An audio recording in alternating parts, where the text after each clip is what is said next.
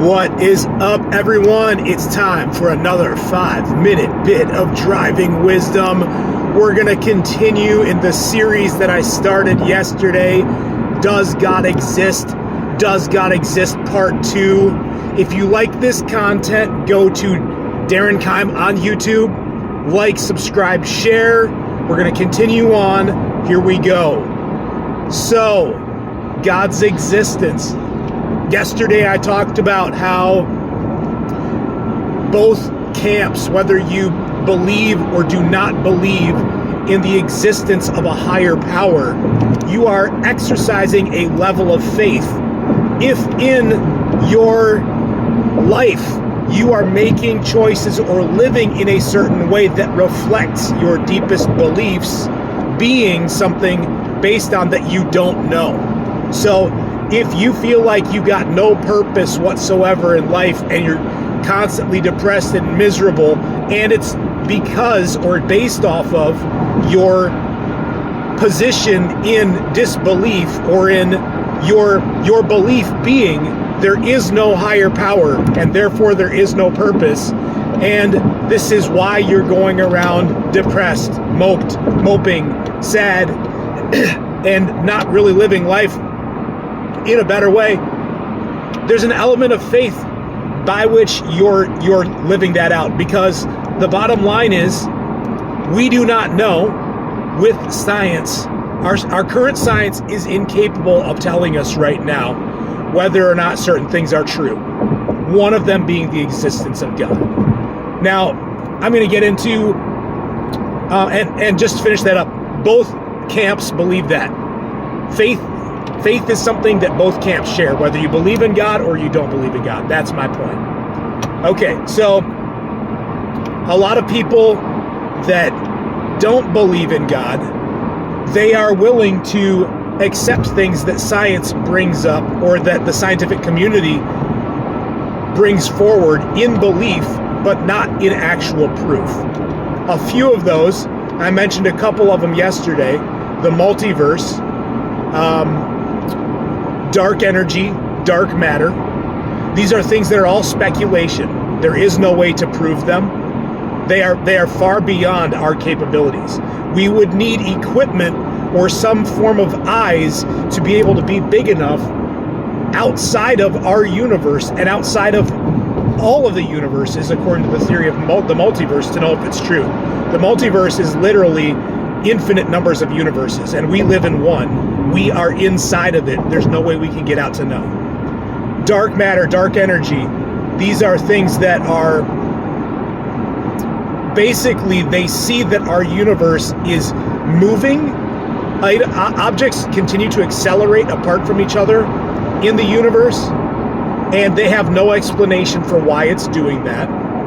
So they've come up with a theory, something that is not proven. That's what a theory is. It's an explanation to look at what we do know and explain the things that we don't know. So the theory is that there's a form of energy called dark energy that's pushing things away. Dark matter is the other component where, for some reason, there is a lot less mass accounted for in our universe than what makes sense. It seems like things shouldn't hold together. Like there's not enough for gravity to work with. So they have theorized dark matter is something that exists even though there's no way to detect it. It's just their way of explaining something about our reality that they don't know yet. And that's their theory. That's all that God is. God is a bigger theory to explain a set of everything beyond what a person is capable of seeing or being able to explain on the surface. Now, I want to remember, before I forget, a correction from yesterday. I had said that it was Galileo that had come up with the Earth revolving around the sun, not the sun revolving around the Earth. It was actually Copernicus, so there's my correction on that. But back to what I was talking about. God is just he's the ultimate answer. And a lot of people that are not believers, they have a problem with just saying, the answer to everything is, oh, well, God made it. And that's a valid criticism. That in itself isn't scientific, to just jump to a final conclusion and be like, oh, no, God made it. Like, how is a rainbow formed? Well, God made it. No, I mean, a scientific answer would be like water in the atmosphere with light refracting off of it causes the color spectrum to show up in the droplets of water.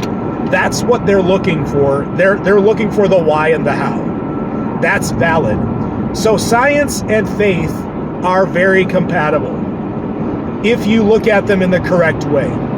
This is how I look at science and faith together. Science is basically the pursuit of what is. That's all that it is. Science is searching, trying to find a reason for what is. And they just want the answers. They want the truth. So when science discovers something about reality that is true, in my faith, what that means is they're discovering something about God. They're discovering a characteristic about God that is. What do I believe that God is? I believe that God is the ultimate embodiment of everything that is. We're going to go into more of that tomorrow. I want to kind of like set it up to where we're going to look at the criticisms against believing in God. The criticism against having a belief in God. And I also want to look at the criticisms against disbelief in God. That's what we'll talk about tomorrow. If you like this content, go to Darren Kahn on YouTube. Like, subscribe, share. We will pick this up tomorrow. Love you guys.